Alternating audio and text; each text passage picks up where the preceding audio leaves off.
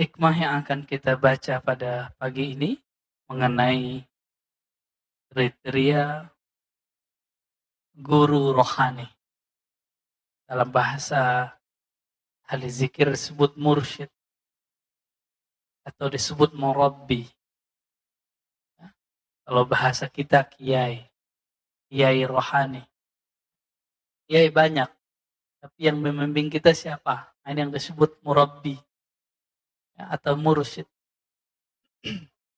Sebelumnya mari kita mulai kajian ini dengan keberkahan surah Al-Fatihah. Semoga Allah membuka hati ini, pikiran ini, dan kebaikan-kebaikan di bumi ini. Al-Fatihah. A'udzubillahi minasyaitonir rajim. Bismillahirrahmanirrahim.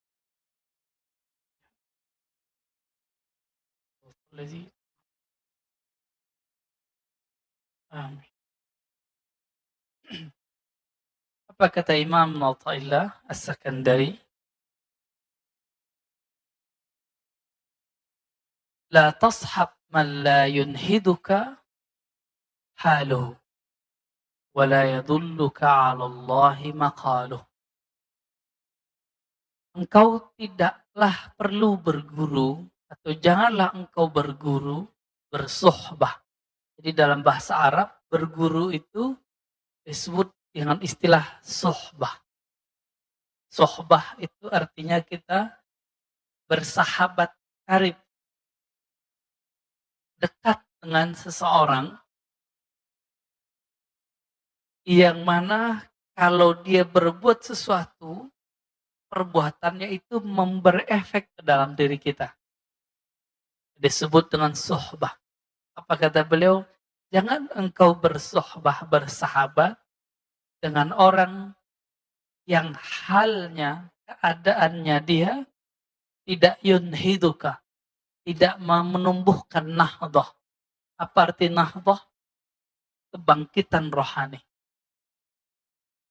Jadi kalau kita duduk bersamanya, melihat amalannya, bahkan melihat diamnya, itu membuat hati ini semangat untuk memperbaiki diri. Nah, berarti sudah mulai ketemu nih gurunya siapa. Jadi ketemu, ya kita kemudian sibuk dengan memikirkan bagaimana membersihkan diri. Bukan untuk menjudge orang lain. Nah ini siapa hati-hati. Kalau ketemu guru, ketemu dia, bikin kita ingin mencari pisau, mencari senjata untuk nyalahin teman. Itu bukan guru antum yang hakiki. Ya, itu setan berbaju ustadz. Mohon maaf ya. Jadi setan itu bajunya banyak Pak. Pada waktu menggoda Sayyidina Adam, itu setan mengatakan inni laka nasihun amin. Aku ini wahai Adam, nasih, pemberi nasihat, guru, kira-kira begitu. Guru yang amin, yang terpercaya. Kenapa Nabi Adam kemudian terpedaya? Karena Nabi Adam tahu iblis itu sudah ribuan tahun menjaga surga. Maka nasihun amin itu kalimat pendek, maknanya, hei Adam, saya ini sudah ribuan tahun di surga. Nama Arabnya iblis apa? Iblis itu gelar Pak, nama Arabnya Haris, penjaga surga. Nama bahasa Aramaiknya, bahasa Ibrani lamanya Azazil. Azazil itu ditulis dalam tafsir Ibnu Katsir dan tafsir-tafsir yang lain. Ternyata iblis itu ketika menggoda orang gak pakai kata-kata kotor. Dia pakai kata-kata yang lembut. Nasihun amin. Jadi gak ada iblis ngomong kasar, gak ada. Iblis pasti ngomongnya lembut, pakai ayat, pakai dalil. Hati Pak, ya. Pakai ayat, pakai dalil. Sangat terbayang saat itu, sangat mudah membayangkan bagaimana iblis menyerupakan dirinya seperti orang yang yang ahli motivasi, kiai yang sudah lama di surga, ingin menggurui nenek moyang kita, kakek moyang kita, Sayyidina Adam alaihi salatu wassalam. Nah, berdasarkan ini, Imam bin Athaillah tidak memulai perguruan, kita berguru kepada orang melewat kalamnya. Jadi berguru kepada orang itu dengan halnya lebih awal. Apa halnya dia? Hal itu, Bapak Ibu yang makan Allah, artinya sesuatu yang berubah darinya. Jadi orang ini kalau dia berubah, bagaimana perubahannya? Apakah kalau dia berubah kondisinya, halnya dari duduk ke berdirinya, dari diam ke berbicaranya, membuat kita terkoneksi kepada Allah, semangat untuk beribadah atau tidak? Dia kalau beramal sesuatu membuat kita terinspirasi untuk mengamalkannya atau tidak? Kalau iya, berarti dialah murabbi kita. Dialah mursyid kita. Gitu. La tashab man la yunhiduka haluh. Kamu tidak perlu berguru kepada orang yang halnya dia tidak membuat kamu bangkit. Wa la yadulluka 'ala Allahi maqaluh. Kalau dia berkalam, kalamnya tidak menunjukkan engkau ma'rifatullah, mengenal kepada Allah. Nah, ada orang kalau kita berteman sama dia bikin kita semangat. Separuh dari syarat kemursyidaan ada pada dia. Tinggal yang satu lagi. Apakah kalamnya berisi ma'rifatullah? Maka kesempurnaan seorang mursyid, seorang murabbi, itu buah bibir di sini. Buah bibir di sini, Pak. Jadi setinggi-tinggi makom seseorang, tatanya nembus langit, katanya nyantri di langit, terserah dia. Nanti ketika dia berkalam, apa kalamnya? Ini yang paling penting, Pak. Karena kalam itu tanpa dia sadari, dia bisa naik ke atas lagi, atau dia Allah taruh ke tempat yang lebih rendah. Begitu dikatakan dalam riwayat Imam Al-Bukhari. Jadi banyak orang berbicara, dia tidak sadar kalamnya ini membuat makamnya naik. Tapi juga banyak orang tidak sadar ketika dia berbicara, kalamnya membuat Rasulullah tidak mau lagi memandangnya. Termasuk orang berbohong atas nama Nabi Shallallahu Alaihi Wasallam itu haram hukumnya. Secara rohani dia sudah di blacklist, nggak masuk ke dalam daftar aulia. Oleh kalau tidak tobat kepada Allah Subhanahu Wa Taala. Ini lagi banyak ini ya. Mohon maaf Pak. Dulu di masa tabi'in ada seorang tabi'in ingin menjilat, menghibur seorang raja, khalifah dari Bani Umayyah. Si khalifah ini suka main burung. Untuk menghibur sang raja, apa kata dia? Rasulullah SAW mengatakan bla bla bla bla, terakhir main burung. Untuk menghibur raja. Sekarang raja bukan presiden. Di negeri demokrasi, raja itu umat, masyarakat. Maka orang akan menjilat umat cuma untuk menyenangkan hati umat. Dalam ilmu hadis, orang begini mesti dipecat secara rohani. Ya. Gak boleh lagi. Dia bukan dataran para wali. Dia pembohong atas nama Rasul, maka adahu minan nar. Tempat tinggalnya pasti neraka kalau dia nggak tobat. Ya, hadisnya mutawatir. Man kadzaba alayya muta'ammidan falyatabawwa maq'adahu minan nar. Siapa yang berbohong atas namaku sengaja, falyatabawwa maq'adahu minan nar. Siap-siap tempat tinggalnya di neraka. Mau dia siapa? Mau dia terkenal, mau dia nggak terkenal, mau kiai, mau hafiz, sama. Tolong berhati-hati dalam berguru. Ya, jangan hal yang sekecil ini nanti merusak perjuangan kita. Hati-hati berguru. Udah tahu begitu masih berguru. Ya salam ya. Jahilun murakkab. Jahil terstruktur, Pak. Murakkab artinya apa? Gak sadar kalau dia itu jahil. Akhirnya khalifah ini ngusir orang ini. Kenapa? Dia kira khalifah nggak ngerti hadis. Khalifah di Bani Umayyah sebelum jadi khalifah nyantri dulu. Dengar ahli hadis dulu dia. Baik. Wala yadulluka 'ala Allahi maqalu. Mursyid itu 50%-nya ada di kalamnya. Apa buah bibirnya. Maka mursyid yang mengarahkan kita kepada Allah, pasti buah bibirnya Allah Rasul, Allah Muhammad, Allah Muhammad, Ahmad Muhammad. Udah gitu aja Pak buah bibirnya. Jarang dia berbicara selain itu kecuali lagi bercanda. Maka disinilah terungkap bahwa martabat kewalian itu beragam. Martabat kewalian. Tingkatan para wali itu ada wali yang mengajarkan hanya sekedar fi'lullah, perbuatan Allah. Disebut ma'rifatul af'al.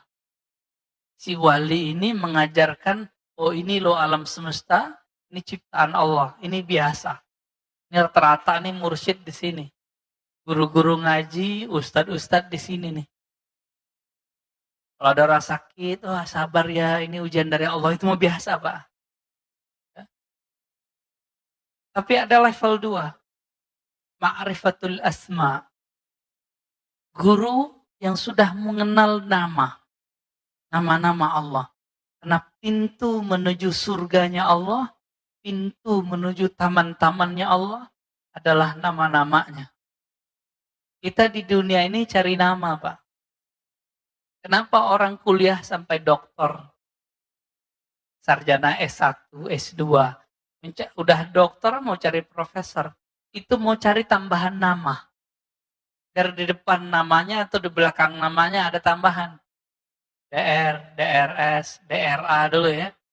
Teman-teman Pak Mirwan tuh masih ada dokterandes kan? Masih ya? Kirain udah enggak Pak. Dulu orang BA aja udah sangat bangga. Dulu orang SAG, Sarjana Alam Gaib, itu udah bangganya bukan main Pak. Tapi sekarang orang magister aja lewat. Ya. Pengen nambah lagi dokter. Begitulah manusia gak puas-puas. Ya. Orang cari nama. Ada orang udah gak nyari nama gelar. Gelar-gelar akademis. Sekarang dia nyari gelar rohani. Maka dalam dunia tarekat, ujian seorang murid adalah ingin mencari gelar kemursidan. Nah ini ujian para salik. Ingin dapat ijazah dari gurunya supaya disebut sebagai mursyid. Nanti di depan namanya ada gelar syekh. Oh, itu berat itu.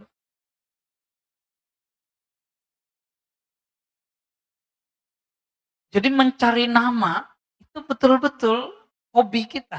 Kita cari nama. Mulai dari gelar. Enggak cukup di situ, di masyarakat orang mau cari gelar. Pak RT, Pak RW, itu gelar juga. Kiai. Nah, kiai ini kan terbagi 2. Ada kiai yang diberikan oleh guru, ada kiai yang diberikan oleh jamaah. Mana yang lebih tinggi, Pak? Jamaah apa guru? Yang ngerti ilmu itu jamaah apa guru? Jadi, kalau antum ini jadi ustadz, ditinggalin jamaah gak usah sedih. Tapi kalau ditinggalin sama guru, kita bisa sedih, Pak. Paham itu? Kita ini beda sama jamaah nggak apa-apa. Tapi jangan beda sama guru kita. Inilah perbedaan orang bersanad dengan tidak bersanad. Dia tidak takut dengan jamaahnya.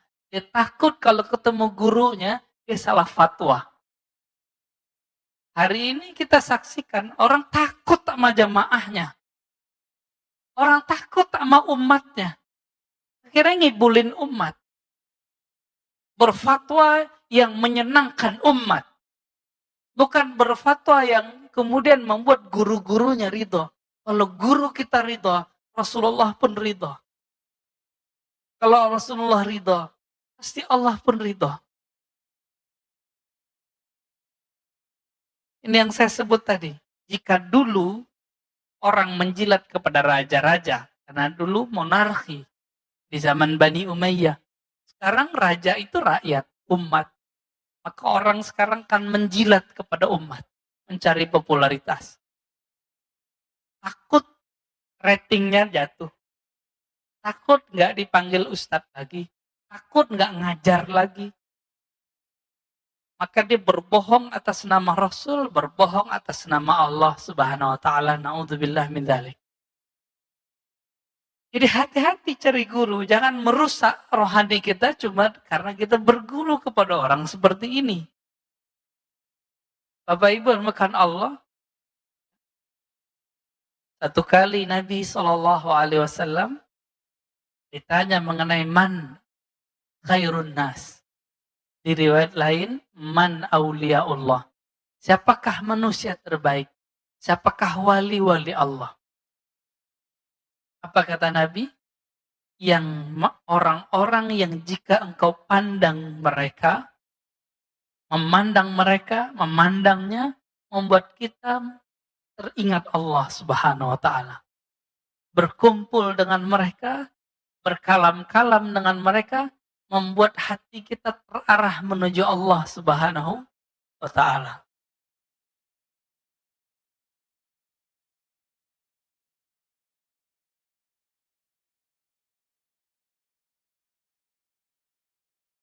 Maka dikatakan dalam kitab ini, ya, Imam Az-Zarruq, Imam Ibnu Ajibah. Apa kata beliau ketika menjelaskan kata kalimat di hikam? Was-suhbah fit tariq amrun kabir. Berguru itu dalam menjalani atau menempuh jalan kepada Allah itu amrun kabir. Ada perkara yang sangat penting.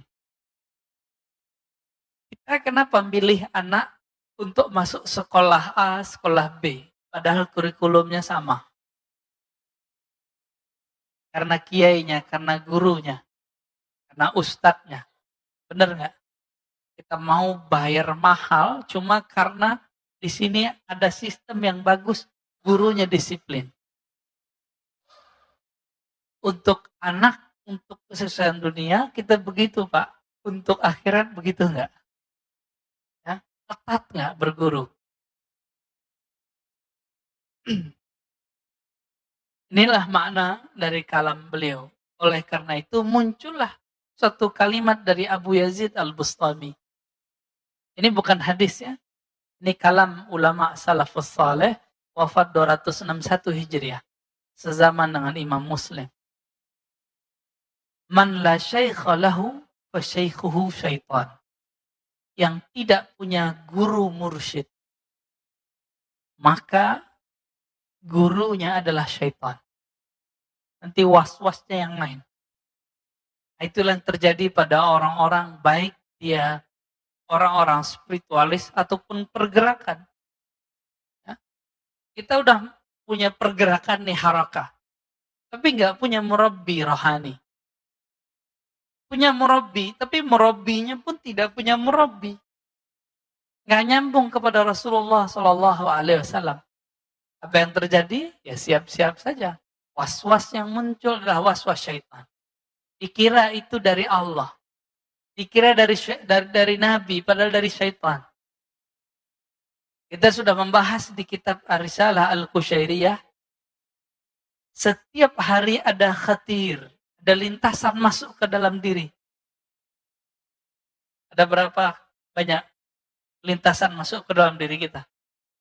Nah, ini belum saya sebutkan di Risalah Qushairiyah. Ya. Dalam kitab Imam Al-Kattani disebutkan dalam kitabnya Khabi'atul Qaun. Jadi perbendaharaan alam. Setiap hari ada lintasan masuk ke dalam kalbu kita sebanyak 70.000. Lewat aja. Kadang masuk dengan sebab nonton TV, dengerin pengajian, melihat tetangga, melihat ada orang tengkar, melihat ada orang yang mesra, melihat ada orang maksiat, melihat ada orang taat, itu muncul 70.000. Sedangkan jam kita cuma 24 jam. Ya, tinggal dihitung Pak, berapa detiknya itu. 70.000 masuk setiap hari. Kalau itu tidak dibarengi dengan cahaya kalbu, maka lintasan ini belum tentu dari Allah. Jika lintasan itu dari Allah, ciri-cirinya bertambah ma'rifatnya kepada Allah. Dia mengenal Allah lebih banyak. Nomor 2, jika itu berisi perintah kebaikan, maka dia dari malaikat. Jika itu bersumber dari diri kita, biasanya tumbuh syahwat. Jika bersumber dari syaitan, dari iblis, maka yang terjadi apa? Bertambah syak dan was-was. Bertambah sombong. Nah ini tadi saya cerita tentang Nabi Adam. Nabi Adam yang goda siapa? Bukan setan Pak, langsung engkongnya. Siapa? Iblis. Namanya siapa tadi? Azazil. Bahasa Arabnya Harith. Tolong diingat. Setan ini setiap hari ngirim tentaranya sekitar 70.000 kepada orang-orang. Ini disebut bayangan-bayangannya atau tentara-tentaranya. Di Quran disebut junud. Tentara Allah, tentara setan. Ada 2. Jadi si Azazil ini, Bapak harus tahu, Azazil ini dulu bertirakat di surga. Sampai dia dekat kepada Allah dan memandang Allah, berkalam-kalam dengan Allah. Maka si iblis punya ma'rifatullah. Hati-hati.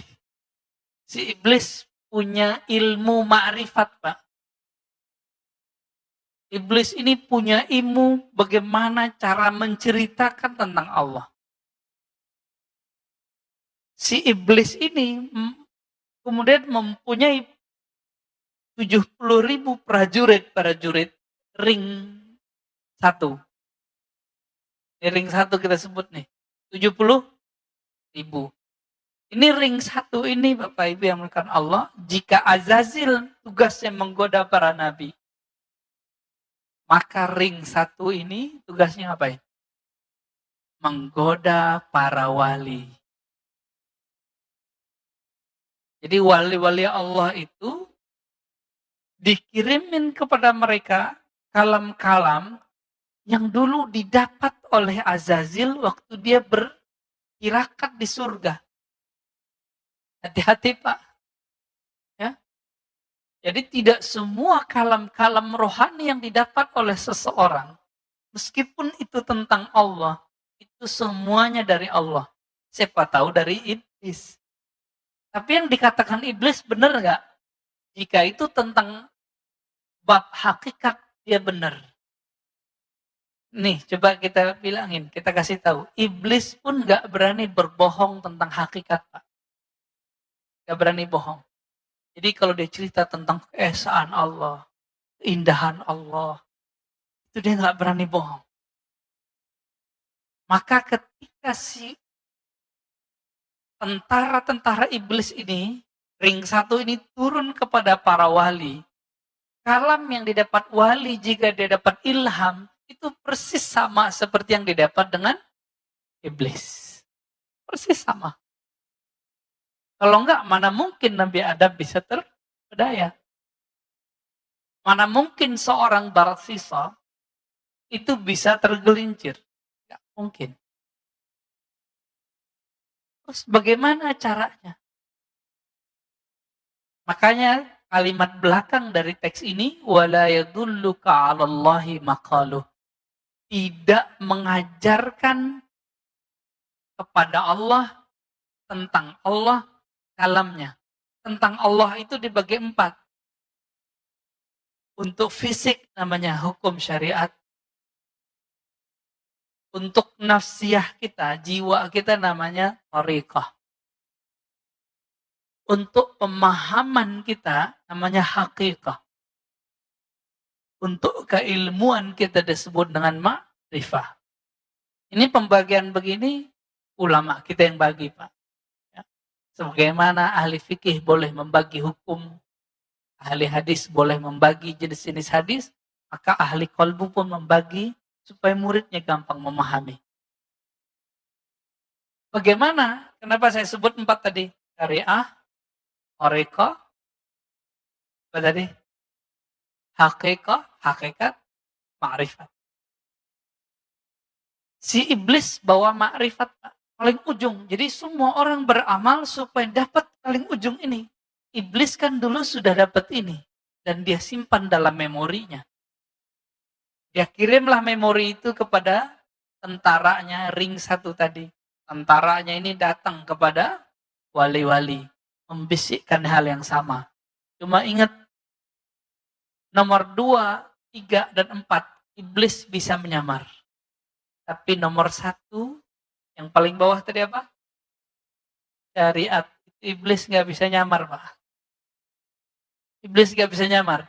Jadi setinggi-tinggi makom seorang wali, kiai, itu tetap testing awal dan akhirnya itu di syariat. Dan itu terlihat dari kalamnya. Maka gampang ngecek ini wali Allah atau wali setan. Ini mohon maaf nih. Di antara wali-wali itu, ada wali namanya wali sufi. Karena dia soleh. Ada wali namanya malamatiyah. Malamatiyah ini wali, tapi tidak mau menunjukkan kesolehannya. Jika mereka ada di sisi kita, mereka itu ujian bagi kita, Pak. Mereka itu nguji Pak Mirwan. Sholatnya nanti khusyuk atau ingat orang itu. Nanti kalau Pak Mirwan ketemu, Pak, kita lagi sholat nih, depan masjid dia berisik. Dia nggak ikut sholat sama kita. Padahal dia nanti sholat juga. Berisiknya bukan main. Dalam sholat Pak Mirwan bilang, ini iblis ini. Terlaknat ente. Ada kalimat begitu, udah kemasukan iblis. Jadi orang-orang ini namanya wali malamatiyah. Apa arti malamatiyah? Adanya dia, itu nguji kita, kita bakal menghujat dia atau tidak, disebut malamatiyah. Suatu kali dulu ada, saya sering cerita ini ya, Udaib Alban, murid dari Syekh Abdul Qadir Jailani. Ceritanya dinukil oleh Imam Izzuddin bin Abdussalam dalam kitabnya Zubad. Apa kata beliau? Suatu kali Udaib Alban, di saat orang sholat di masjid, seorang qadhi agung telah memimpin sholat. Tapi Udaib Alban ini mirip-mirip kayak wali majzub. Siapa contohnya ya? Habib Syekhon lah ya. Bikin berisik di luar. Maka terganggulah orang dalam masjid. Hampir semua terganggu. Selesai sholat belum zikir. Assalamualaikum, assalamualaikum. Langsung orang ini berdiri. Si imam ini. Dan dia menerobos shaf. Sekedar ingin jambangin, ingin kasih pengajaran kepada orang yang berisik di depan masjid. Apa kata si hakim yang jadi imam ini? Wahai musuh Allah. Wah, kalimatnya langsung begitu. Hati-hati, Pak. Ini ciri-ciri orang gak lolos kalau kena uji wali yang level 2. Kalau sama wali level 1 kebanyakan kita bener. Ya bener, dia soleh, pakai serban, pakai gamis, pakai sajadah, pakai tasbih. Kita gampang tahu. Tapi kalau wali level 2 ini, kita susah mengenalnya. Dikata-katai lah ya oleh si si imam ini. Jadi imam ini apa yang dia kata-katai dalam sholatnya itu keluar semua. Ya Qutaib Alban senyum aja. Akhirnya Qutaib mengatakan, wahai Tuan Hakim, Tuan Qadhi, Tuan Imam, semua gelarnya disebut. Apakah engkau mengetahui semua ilmu Allah? Apa jawaban dia? Enggak. Tahukah engkau wahai Tuan Qadhi, Tuan Hakim, akulah ilmu yang Allah engkau tidak tahu itu. Bingung dia.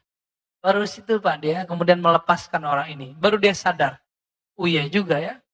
Lagi sholat, kita terganggu sama orang begitu. Ya. Ini kejadian juga Pak waktu saya lagi khutbah di komplek di sono. Orang lagi bangun di depan masjid. Lagi khutbah, lagi sholat, datang truk. Dari tadi dia nggak datang.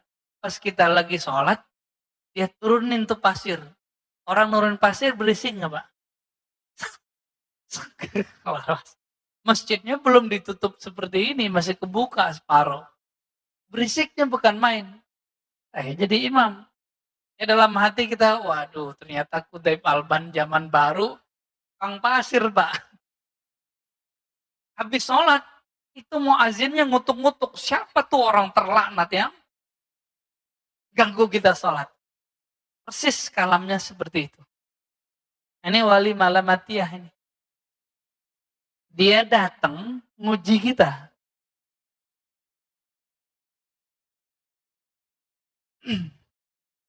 Tapi ada wali yang ketiga, wali setan.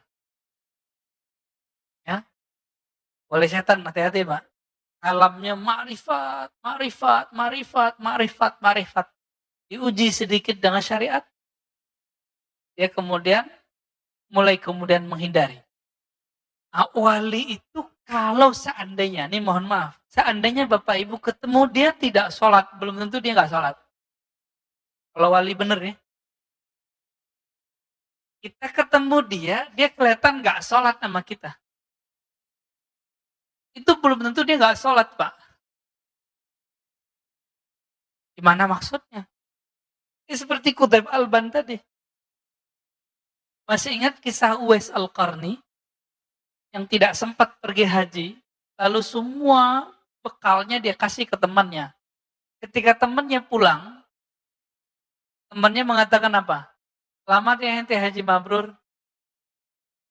Jadi temannya menyaksikan bahwa dia tawaf di Masjidil Haram. Apa itu Pak?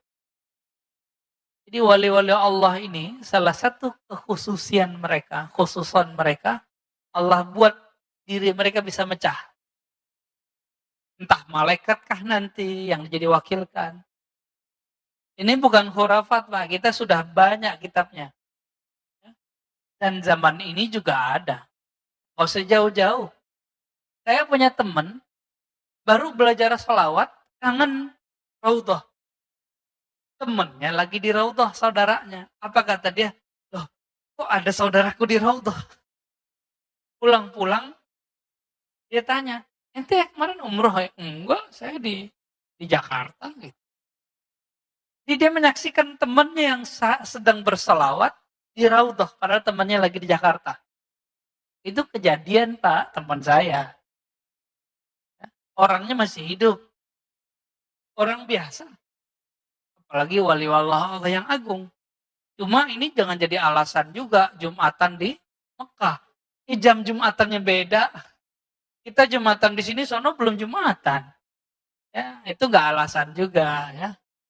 Hanya wali-wali tertentu yang boleh kita sebut dia Jumatan di sono.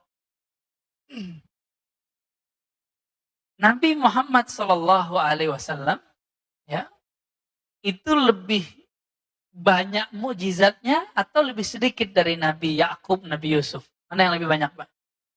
Nabi Muhammad.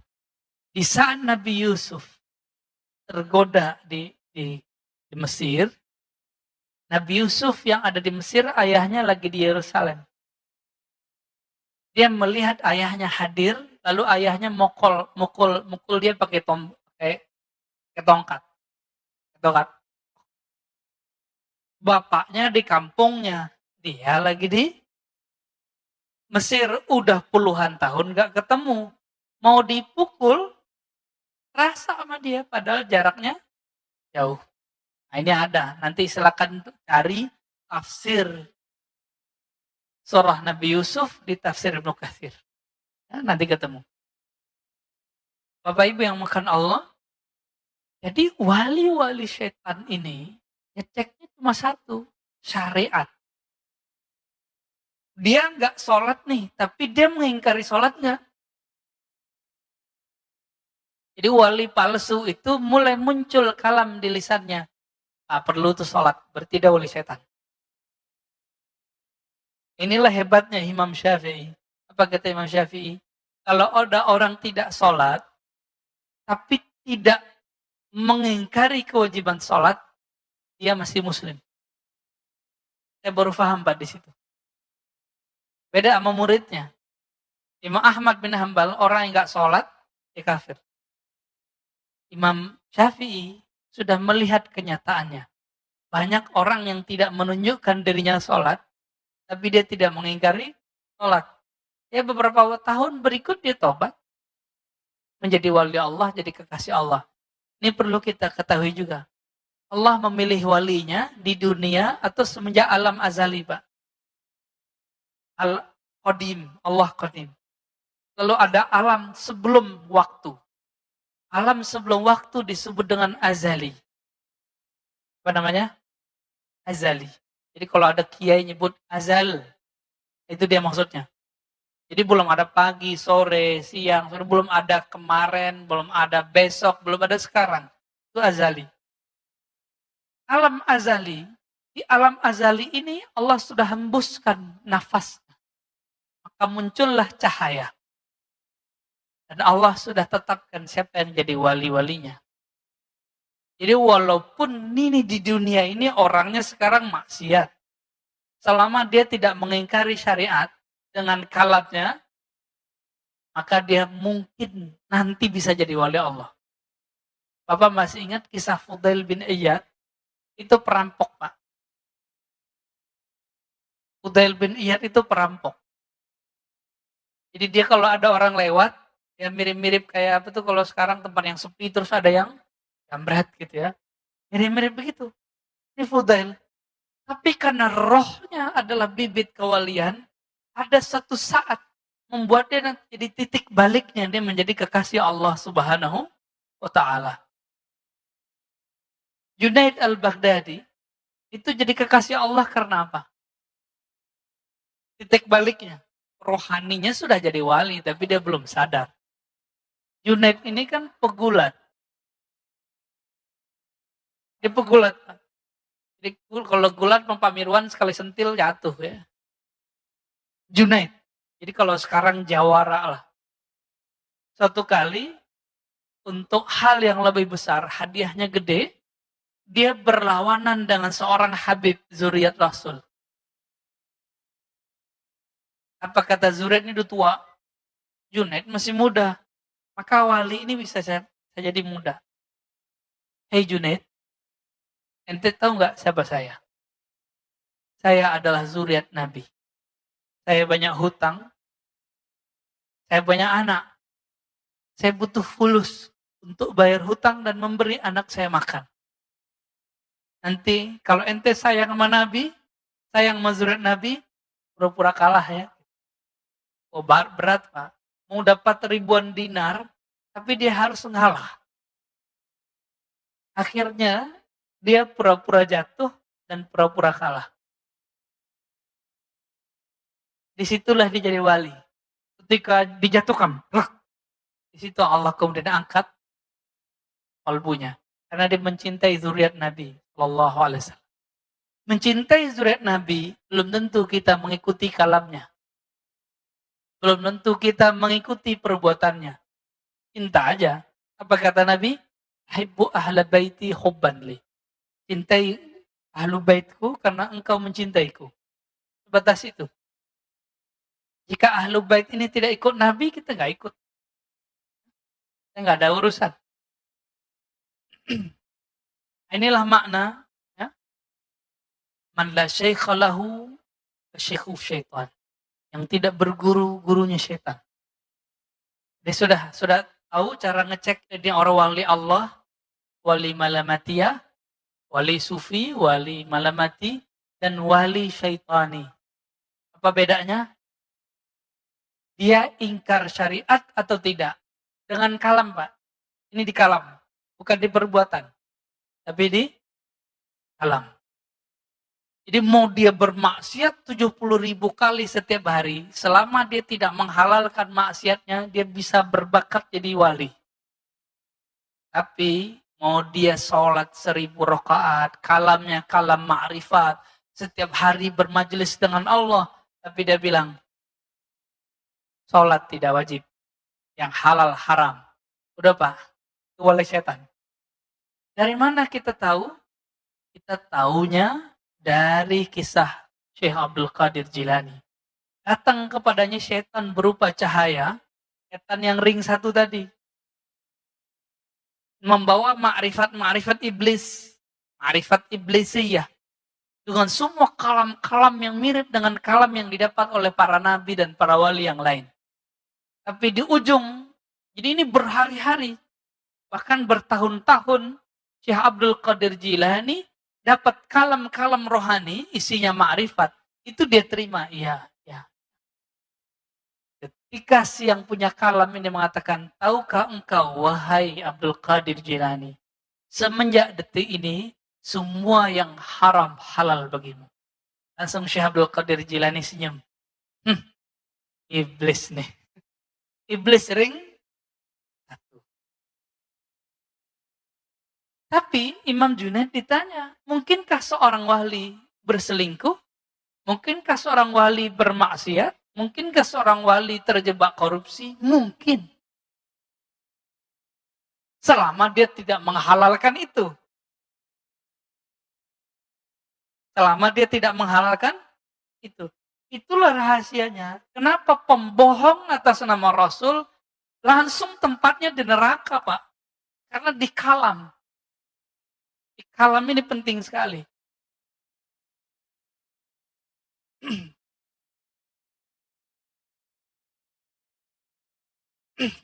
Apa kata beliau? Al-insan kasyajaratin nabita fil khala. Ruhnya manusia itu, jiwanya manusia itu seperti biji pohon yang tumbuh di tempat yang sepi, di tanah yang tidak ada yang punya.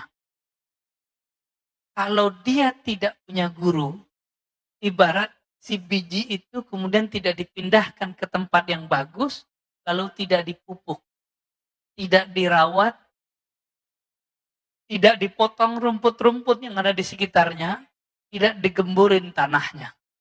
Kira-kira kalau itu padi, kalau itu jagung, jagungnya berbuah, ada isinya nggak? Kosong. Pernah ngelihat ada jagung tumbuh isinya kosong? Ya. Apa kata beliau? Seorang murid jika tidak berguru, seperti tadi jagung tadi. Jika tidak dipindahkan sedari kecil ke tempat yang baik, lalu dikasih pupuk, ya, dijaga segala macam, dijaga airnya, dijaga panasnya, maka dia akan tumbuh seperti tumbuhnya jagung, buahnya tidak berisi. Dia berzikir tapi hampa. Dia sholat tapi tidak khusyuk. Dia berilmu tapi tidak ada ma'rifat. Dia berilmu tapi tidak ada adab. Dia berilmu tapi tambah sombong. Ini dia ciri-ciri orang yang belajar sendiri. Sombong, ternyata buahnya kosong. Hati-hati Pak. Ada juga orang yang dirawat, tapi dipetik sebelum matang. Nah ini ada lagi nih kasusnya. Dia sudah dirawat, tapi nggak sabaran. Dia dipetik sebelum matang. Kalau pisang dipetik sebelum matang, gimana Pak? Kira-kira begitulah. Inilah yang terjadi. Cuma bisa disubstitusi. Dipotong-potong, udah kasih garam, lumayan enak juga. Cuma segitu doang, Pak. Nah, inilah yang disebut talbisu iblis, garam-garam ini. Dia belum mateng kok, dipaksain. Cuma kalau dia udah mateng, ini tidak ada akhirnya. Nikmatnya bikin candu. Inilah orang yang berguru, kalau dapat zikir, zikirnya akan bikin lazah di sini. Ada kelazatan luar biasa dalam hati. Tapi lezat ini terserah Allah, kapan Allah mau kasih. Tapi sekali dikasih kelezatan, kita mau cari terus kelezatan itu. Itulah sebabnya kita mau antri di rumah makan yang enak. Kenapa? Saya nggak sabar. Ini lidah sejempol Pak lidah kita, itu bisa memperbudak orang mau antri. Benar nggak?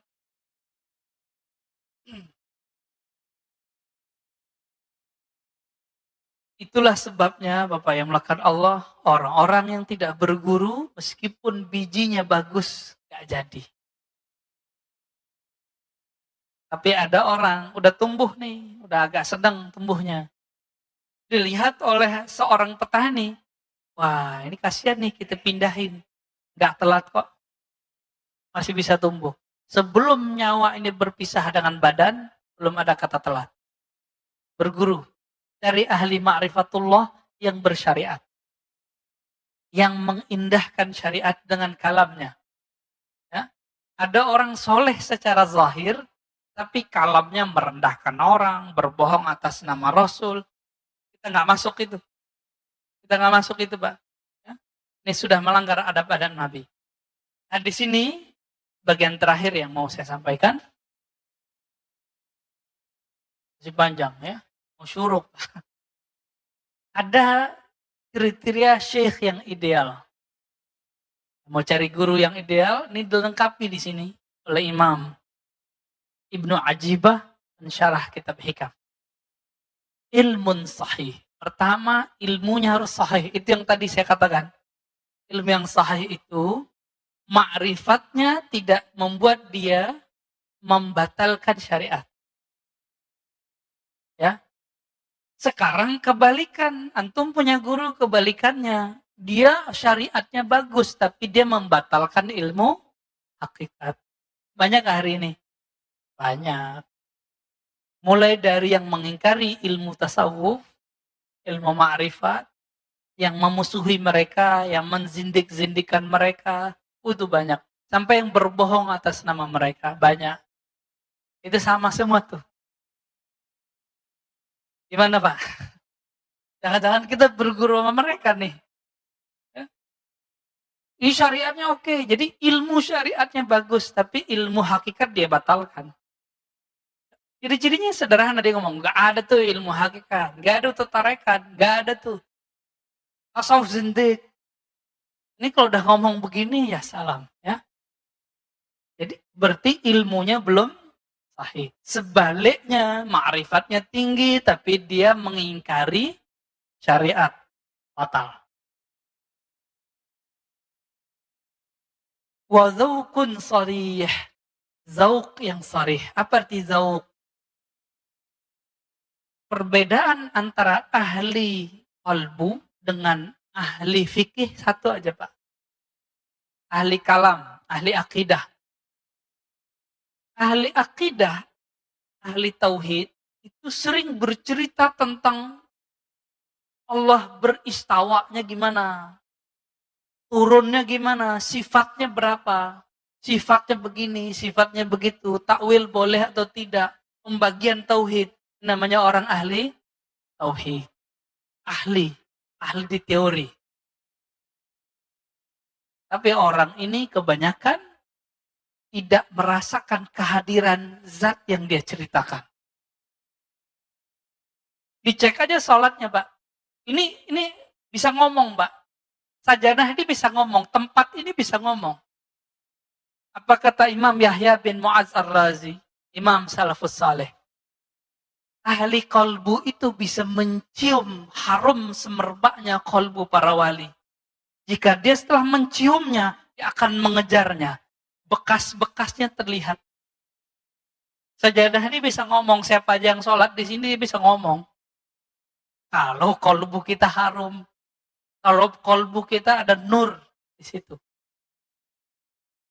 Dia bisa mengecek siapa aja yang sholat di situ. Kenapa? Tempat-tempat di bumi dia bermunajat kepada Allah.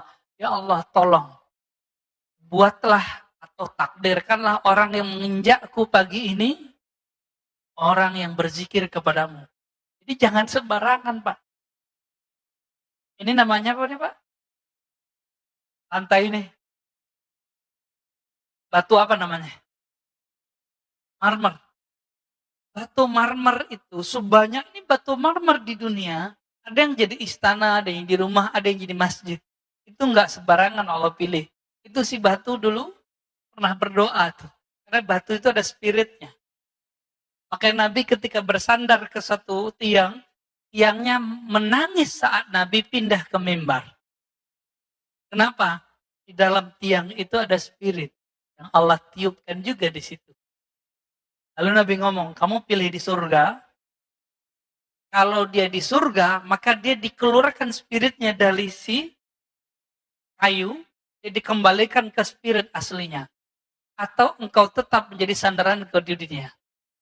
Baru diam, Pak. Jadi Nabi itu berbicara ke tiang dan itu terdengar oleh sahabat-sahabat. Nangisnya tiang itu.